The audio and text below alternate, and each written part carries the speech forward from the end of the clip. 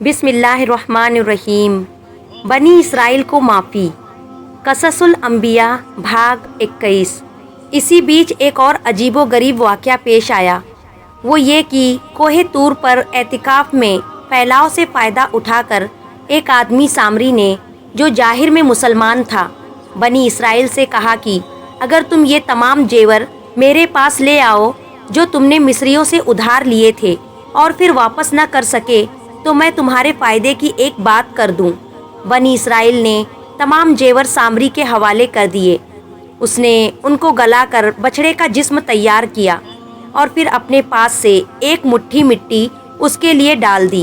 اس ترکیب سے اس میں زندگی کے نشان پیدا ہو گئے اور اس سے بچھڑے کی آواز بھائیں بھائیں آنے لگی۔ اب سامری نے بنی اسرائیل سے کہا کہ موسیٰ علیہ السلام سے غلطی ہو گئی، تمہارا معبود تو یہ ہے۔ سامری کی اس ترغیب سے بنی اسرائیل نے اس کی پوجا شروع کر دی۔ حضرت ہارون علیہ السلام نے یہ دیکھا تو بنی اسرائیل کو سمجھایا کہ ایسا نہ کرو، یہ تو گمراہی کا راستہ ہے، مگر انہوں نے ہارون علیہ السلام کی بات ماننے سے انکار کر دیا اور کہنے لگے کہ جب تک موسیٰ علیہ السلام نہ آ جائے ہم اس سے باز آنے والے نہیں۔ یہاں جب یہ نوبت پہنچی تو اللہ تعالیٰ کی مصلحت کا تقاضا ہوا کہ حضرت موسیٰ علیہ السلام کو اس واقعے کی اطلاع دے دی۔ اس لیے موسیٰ علیہ السلام سے پوچھا، موسیٰ تم نے قوم کو چھوڑ کر یہاں آنے میں اتنی جلدی کیوں کی؟ حضرت موسیٰ علیہ السلام نے عرض کیا، اے اللہ، اس لیے کہ تیرے پاس حاضر ہو کر قوم کے لیے ہدایت حاصل کروں۔ اللہ تعالیٰ نے اس وقت ان کو بتایا کہ جس کی ہدایت کے لیے تم اس قدر بے چین ہو وہ اس گمراہی میں مبتلا ہے۔ حضرت موسیٰ علیہ السلام نے یہ سنا تو ان کو سخت رنج ہوا اور غصے اور ندامت کے ساتھ قوم کی طرف واپس ہوئے اور قوم سے مخاطب ہو کر فرمایا، تم نے یہ کیا کیا؟ مجھ سے ایسی کون سی دیر ہو گئی تھی جو تم نے یہ آفت کھڑی کر دی؟ یہ فرماتے جاتے تھے اور غیظ و غضب سے کانپ رہے تھے، یہاں تک کہ ہاتھ کی لوہے تختیاں بھی گر گئی۔ بنی اسرائیل نے کہا، ہمارا تو کوئی قصور نہیں، مصریوں کے زیوروں کا جو بوجھ ہم ساتھ لیے پھر رہے تھے وہ سامری نے ہم سے مانگ کر یہ سوانگ بنا لیا اور ہم کو گمراہ کر دیا۔ شرک نبوت کے منصب کے لیے ایک برداشت نہ کرنے کے قابل چیز ہے۔ اس لیے اور پھر اس لیے بھی کہ حضرت موسیٰ علیہ السلام بہت گرم مزاج تھے، انہوں نے اپنے بھائی ہارون کی گردن پکڑ لی اور داڑھی کی طرف ہاتھ بڑھایا تو حضرت ہارون علیہ السلام نے فرمایا، بھائی میری مطلق خطا نہیں ہے، میں نے انہیں ہر پہلو سے سمجھایا مگر انہوں نے کسی طرح نہیں مانا اور کہنے لگے کہ جب تک موسیٰ علیہ السلام نہ آ جائے ہم تیری بات سننے والے نہیں، بلکہ انہوں نے مجھ کو کمزور پا کر میرے قتل کا ارادہ کر لیا تھا۔ جب میں نے یہ حالت دیکھی تو خیال کیا کہ اگر ان سے لڑائی کی جائے اور پورے ایمان والوں اور ان کے درمیان لڑائی چھڑ جائے تو کہیں مجھ پر یہ الزام نہ لگایا جائے کہ میرے پیچھے قوم میں پھوٹ ڈال دی، اس لیے میں خاموشی کے ساتھ تیرے انتظار میں رہا۔ پیارے بھائی، تو میرے سر کے بال نہ نوچ اور نہ داڑھی پر ہاتھ بڑھا اور اس طرح دوسروں کو ہنسنے کا موقع نہ دے۔ ہارون علیہ السلام کی یہ معقول دلیل سن کر حضرت موسیٰ علیہ السلام کا غصہ ان کی طرف سے ٹھنڈا ہو گیا اور اب سامری کی طرف مخاطب ہو کر فرمایا، سامری تو نے یہ کیا سوانگ بنایا ہے؟ سامری نے جواب دیا کہ میں نے ایسی بات دیکھی جو ان اسرائیلیوں میں سے کسی نے نہیں دیکھی تھی، یعنی فرعون کے ڈوبنے کے وقت جبرائیل گھوڑے پر سوار اسرائیلیوں اور فرعونیوں کے درمیان روک بنے ہوئے تھے۔ میں نے دیکھا کہ ان کے گھوڑے کی سم کی خاک میں زندگی کا اثر پیدا ہو جاتا ہے اور سوکھی زمین پر سبزہ اگ آتا ہے، تو میں نے جبرائیل علیہ السلام کے گھوڑے کے قدموں کی خاک سے ایک مٹھی بھر لی اور اس خاک کو اس بچھڑے میں ڈال دیا اور اس میں زندگی کی نشانیاں پیدا ہو گئی اور یہ بھاں بھاں کرنے لگا۔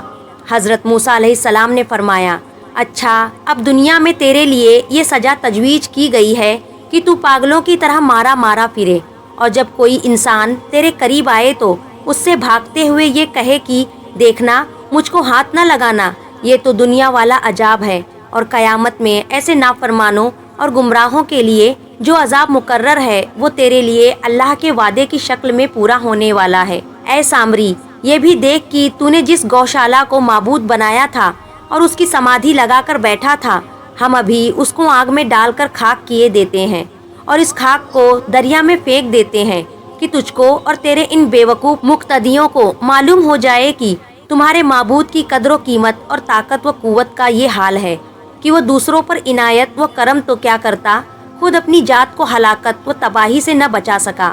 غصہ کم ہونے پر حضرت موسیٰ علیہ السلام نے تورات کی تختیوں کو اٹھا لیا اور اللہ کی طرف رجوع کیا کہ اب بنی اسرائیل کی اس بے دینی اور ارتداد کی سزا اللہ کے نزدیک کیا ہے۔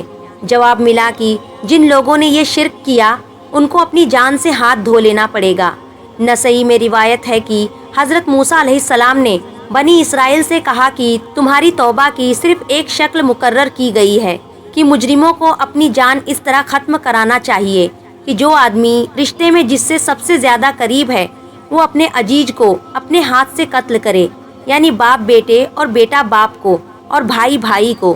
آخرکار بنی اسرائیل کو اس حکم کے آگے سر جھکا دینا پڑا۔ کافی تعداد میں بنی اسرائیل قتل ہوئے۔ جب نوبت یہاں تک پہنچی تو حضرت موسیٰ علیہ السلام اللہ کے دربار میں سجدے میں گر پڑے اور عرض کیا، اے اللہ، اب ان پر رحم فرما کر ان کی خطاؤں کو بخش دے۔ حضرت موسیٰ علیہ السلام کی دعا قبول ہوئی اور اللہ تعالیٰ نے فرمایا کہ ہم نے قاتل و مقتول دونوں کو بنا دیا اور جو زندہ اور قصوروار ہے ان کی بھی خطا معاف کر دی۔ تم ان کو سمجھا دو کہ آگے شرک کے قریب بھی نہ جائے۔ جب بنی اسرائیل کا یہ جرم معاف کر دیا گیا تو اب حضرت موسیٰ علیہ السلام نے ان سے فرمایا کہ میرے پاس جو یہ الواح تختیاں ہیں، یہ کتاب ہے جو اللہ تعالیٰ نے تمہاری ہدایت اور دینی و دنیاوی زندگی کی فلاح کے لیے مجھ کو عطا فرمائی ہے۔ یہ تورات ہے۔ اب تمہارا فرض ہے کہ اس پر ایمان لے آؤ اور اس کے حکموں کو پورا کرو۔ بنی اسرائیل بہرحال بنی اسرائیل تھے۔ کہنے لگے، موسیٰ، ہم کیسے یقین کریں کہ یہ اللہ کی کتاب ہے؟ صرف تیرے کہنے سے تو ہم نہیں مانیں گے۔ ہم تو جب اس پر ایمان لائیں گے کہ اللہ کو بے پردہ اپنی آنکھوں سے دیکھ لے اور وہ ہم سے یہ کہے کہ یہ تورات میری کتاب ہے، تم اس پر ایمان لاؤ۔ حضرت موسیٰ علیہ السلام نے ان کو سمجھایا، یہ بے وقوفی کا سوال ہے۔ ان آنکھوں سے اللہ کو کس نے دیکھا ہے جو تم دیکھو گے؟ یہ نہیں ہو سکتا۔ مگر بنی اسرائیل کا اصرار برابر قائم رہا۔ حضرت موسیٰ علیہ السلام نے جب یہ دیکھا تو کچھ سوچ کر ارشاد فرمایا کہ یہ تو ناممکن ہے کہ تم لاکھوں کی تعداد میں میرے ساتھ ہوئے طور پہاڑ پر اس کی تصدیق کے لیے جاؤ۔ مناسب یہ ہے کہ تم میں سے کچھ سردار چن کر ساتھ لیے جاتا ہوں۔ وہ اگر واپس آ کر تصدیق کر دے تو پھر تم بھی تسلیم کر لینا، اور چونکہ ابھی گوشالہ پرستی کر کے ایک بہت بڑا گناہ کر چکے ہو، اس لیے ندامت کے اظہار کے لیے اور اللہ کے آگے نیکی کے عہد کے لیے بھی یہ موقع مناسب ہے۔ قوم اس پر راضی ہو گئی اور حضرت موسیٰ علیہ السلام نے تمام اسباط سے 70 سرداروں کو چن لیا اور طور پر جا پہنچے۔ طور پر ایک سفید بادل کی طرح نور نے حضرت موسیٰ علیہ السلام کو گھیر لیا اور اللہ سے ہم کلامی شروع ہو گئی۔ حضرت موسیٰ علیہ السلام نے اللہ کے دربار میں عرض کیا کہ تو بنی اسرائیل کے حالات کا دانا و جینا ہے۔ میں ان کی جد پر 70 آدمی انتخاب کر لایا ہوں۔ کیا اچھا ہو کہ وہ بھی اس حجاب نور سے میری اور تیری ہم کلامی کو سن لے اور قوم کے پاس جا کر تصدیق کرنے کے قابل ہو جائے۔ اللہ تعالیٰ نے حضرت موسیٰ علیہ السلام کی دعا منظور فرما لی اور ان کو حجاب نور میں لیا گیا، اور انہوں نے حضرت موسیٰ علیہ السلام اور اللہ رب العالمین کی ہم کلامی آپس کی بات چیت کو سنا۔ سرداروں کی حد دھرمی، عذاب الہی اور نئی زندگی۔ لیکن جب نور کا پردہ ہٹ گیا اور حضرت موسیٰ علیہ السلام اور ان سرداروں کے درمیان آمنا سامنا ہوا تو سرداروں نے وہیں اپنا پہلا اصرار قائم رکھا کہ جب تک بے پردہ اللہ کو نہ دیکھ لے ہم ایمان لانے والے نہیں۔ اس بے وقوفی کے اصرار اور ضد پر اللہ کی غیرت نے ان کو یہ سزا دی کہ ایک ہیبت ناک چمک، کڑک اور زلزلے نے ان کو آ لیا اور جلا کر خاک کر دیا۔ حضرت موسیٰ علیہ السلام نے جب یہ دیکھا تو اللہ کے دربار میں عاجزی کے ساتھ دعا مانگی، الہی، یہ بے وقوف اگر بے وقوفی کر بیٹھے تو کیا تو ہم سب کو ہلاک کر دے گا؟ اے اللہ، اپنی رحمت سے تو ان کو معاف کر دے۔ اللہ تعالیٰ نے حضرت موسیٰ علیہ السلام کی دعا کو سنا اور ان سب کو دوبارہ تازہ زندگی بخشی، اور پھر جب وہ زندگی کا لباس پہن رہے تھے تو ایک دوسرے کی تازہ زندگی کو آنکھوں سے دیکھ رہے تھے۔ بہرحال جب یہ 70 سردار دوبارہ زندگی پا کر قوم کی طرف واپس ہوئے تو انہوں نے قوم سے تمام قصہ کہہ سنایا اور بتایا کہ موسیٰ علیہ السلام جو کہتے ہیں وہ حق ہے اور بے شک وہ اللہ کے بھیجے ہوئے ہیں۔ اب سلیم فطرت کا تقاضا تو یہ تھا کہ یہ سب اللہ تعالیٰ کا شکر بجا لاتے اور اس کے زیادہ سے زیادہ فضل و کرم کو دیکھتے ہوئے فرما برداری اور عبودیت کے ساتھ اس کے سامنے سر جھکا دیتے، مگر ہوا یہ کہ انہوں نے اپنی ٹیڑھ کو باقی رکھا اور اپنے نمائندوں کی تصدیق کے باوجود تورات کے قبول کرنے میں ٹھکرانے اور قبول نہ کرنے کا رویہ اپنا لیا اور حضرت موسیٰ علیہ السلام کے ارشاد پر کان نہ دھرا۔ جب حضرت موسیٰ علیہ السلام نے یہ دیکھا تو خدا کے دربار میں رجوع کرتے ہوئے قوم کی بے راہ روی کی شکایت کی۔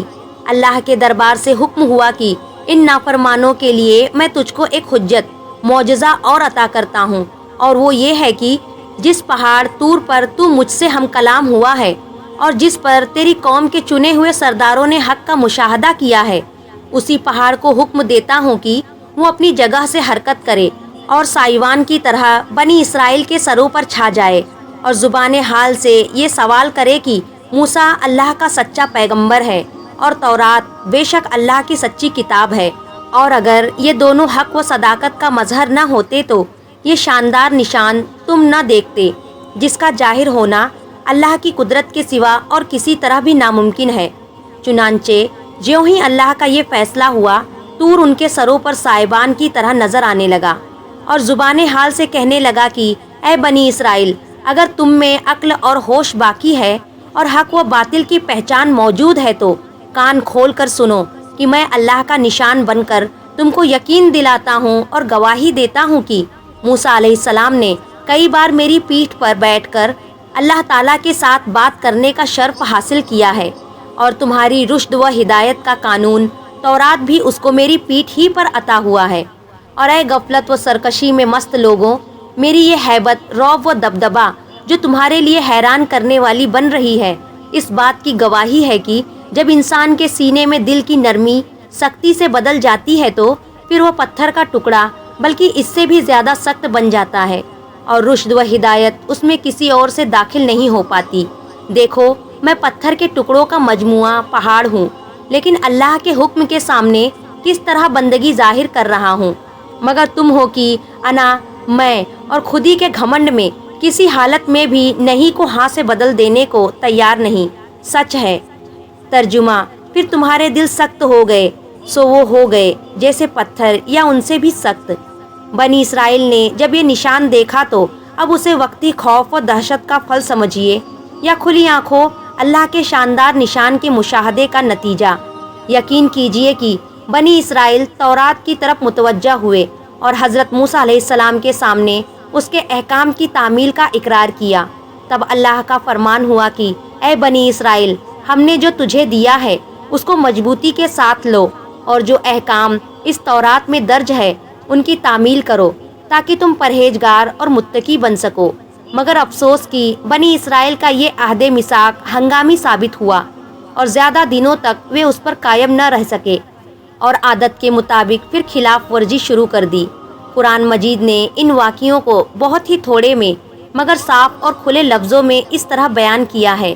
ترجمہ: اور ہم نے تم سے عہد لیا اور تمہارے سر پر طور کو اونچا کیا اور کہا جو ہم نے تم کو دیا ہے اس کو طاقت سے پکڑو اور جو کچھ اس میں ہے اس کو یاد کرو تاکہ پرہیزگار بنو۔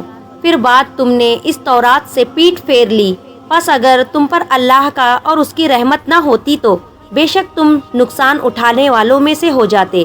ترجمہ: اور جب ہم نے ان کے بنی اسرائیل کے سروں پر پار کر دیا گویا کہ وہ سائبان ہے اور انہوں نے یقین کر لیا کہ پر گرنے والا ہے، تو ہم نے کہا جو ہم نے تم کو دیا ہے اس کو لے لو اور جو کچھ اس میں ہے اس کو یاد کرو تاکہ تم پرہیزگار بنو۔ ان آیتوں میں صاف کیا گیا ہے کہ بنی اسرائیل نے جب تورات کے قبول کرنے میں آناکانی کی بلکہ انکار کر دیا تو اللہ تعالیٰ نے ان کے سروں پر طور کو بلند کر دیا اور اس طرح اللہ کی نشانی ظاہر کر کے ان کو تورات قبول کرنے پر تیار کیا۔ ارض مقدس سے وہ علاقہ مراد ہے جو پہلے کنعان کہلایا، پھر فلسطین۔ سینا کے جس میدان میں اس وقت بنی اسرائیل موجود تھے وہ سرزمین فلسطین سے قریب تھی، اور ان کے باپ دادا حضرت ابراہیم علیہ السلام، حضرت اسحاق علیہ السلام اور حضرت یعقوب علیہ السلام سے اللہ کا وعدہ تھا کہ تمہاری اولاد کو پھر اس سرزمین کا مالک بنائیں گے اور وہ وہاں پھولے پھلیں گے۔ اس لیے حضرت موسیٰ علیہ السلام کی معرفت اللہ کا حکم ہوا۔ اپنی قوم سے کہو کہ فلسطین میں داخل ہو اور وہاں کے ظالم و جابر حکمرانوں کو نکال کر عدل و انصاف کی زندگی بسر کرے۔ ہم وعدہ کرتے ہیں کہ فلاح تمہاری ہوگی اور تمہارے ظالم دشمن ناکام ہوں گے۔ حضرت موسیٰ علیہ السلام نے اس سے پہلے کہ بنی اسرائیل کو فلسطین میں داخل ہونے کے لیے آمادہ کرے 12 آدمیوں کو تفصیل حال کے لیے بھیجا۔ وہ فلسطین کے قریبی شہر ارل میں داخل ہوئے اور تمام حالات کو پار سے دیکھا۔ جب واپس آئے تو حضرت موسیٰ علیہ السلام کو بتایا کہ بہت جسیم اور تن و توش کے زبردست ہیں اور بہت قوی ہیکل ہے۔ حضرت موسیٰ علیہ السلام نے فرمایا کہ جس طرح تم نے مجھ سے ان کے بارے میں کہا ہے قوم کے سامنے نہ کہنا، اس لیے کہ ایک لمبے عرصے کی غلامی نے ان کے حوصلے پست کر دیے ہیں اور ان کی شجاعت، خودداری اور اونچی ہمت کی جگہ بزدلی، ذلت اور پست ہمتی نے لے لی ہے۔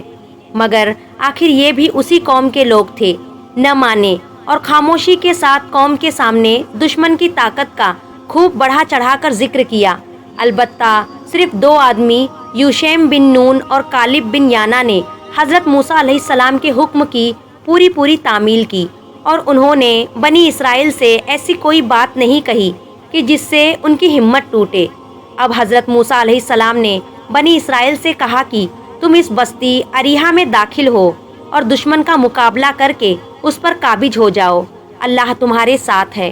ترجمہ: اور جب موسیٰ علیہ السلام نے اپنی قوم سے کہا، اے قوم، تم پر جو اللہ کا احسان رہا ہے اس کو یاد کرو کہ اس نے تم میں نبی اور پیغمبر بنائے اور تم کو بادشاہ اور حکمراں بنایا، اور وہ کچھ دن جو جہانوں میں کسی کو نہیں دیا۔ اے قوم، اس مقدس سرزمین میں داخل ہو جس کو اللہ تعالیٰ نے تم پر فرض کر دیا ہے، اور پیٹھ پھیر کر نہ لوٹو کہ نتیجہ یہ نکلے کہ تم گھاٹا اور نقصان اٹھانے والے بن کر لوٹو۔ انشاءاللہ قصص الانبیاء کے اگلے بھاگ میں موسیٰ علیہ السلام اور ہارون علیہ السلام کی وفات کا تفصیلی ذکر کریں گے۔ آپ حضرات سے التجا ہے اسے زیادہ سے زیادہ شیئر کریں اور میرے چینل کو ضرور سبسکرائب کریں اور کمنٹ میں اللہ اکبر ضرور لکھیں۔